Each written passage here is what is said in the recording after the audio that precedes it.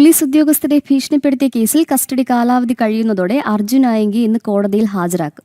2 ദിവസത്തെ പോലീസ് കസ്റ്റഡിയിൽ ചോദ്യം ചെയ്യലും തെളിവെടുപ്പും പൂർത്തിയാക്കിയിരുന്നു.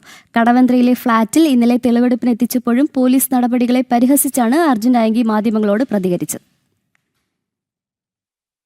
ജാമ്യത്തിലിറങ്ങിയ ശേഷം പോലീസ് ഇൻസ്പെക്ടർമാരെ സമൂഹമാധ്യമങ്ങളിലൂടെ ഭീഷണിപ്പെടുത്തിയ കേസുകളിൽ അറസ്റ്റിലായ CPM ഗുണ്ടാ നേതാവ് അർജുൻ ആയങ്കിയുടെ കസ്റ്റഡി കാലാവധി ഇന്ന് അവസാനിക്കും. കോതമംഗലം പോലീസ് 2 ദിവസം ആയങ്കിയെ വിശദമായി ചോദ്യം ചെയ്തു. ഇതിനിടെ കടവന്ത്രയിലെ ഫ്ളാറ്റിലെത്തിച്ച് തെളിവെടുപ്പ് നടത്തി.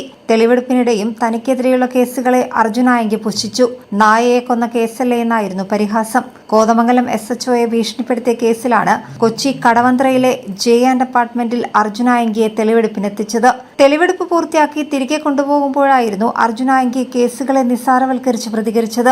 ഫോണൊക്കെ പോലീസിന് കൊടുത്തിട്ടുണ്ട്, എല്ലാം ഫോർമാറ്റ് ചെയ്ത് കൊടുത്തിട്ടുണ്ടെന്നാണ് ആയങ്കി മാധ്യമങ്ങളോട് പ്രതികരിച്ചത്. കോതമംഗലം പോലീസ് കസ്റ്റഡിയിൽ വാങ്ങിയ അർജുൻ ആയങ്കിയെ കസ്റ്റഡി കാലാവധി കഴിയുന്നതോടെ ഇന്ന് കോതമംഗലം മജിസ്ട്രേറ്റിന് മുന്നിലാണ് ഹാജരാക്കുന്നത്.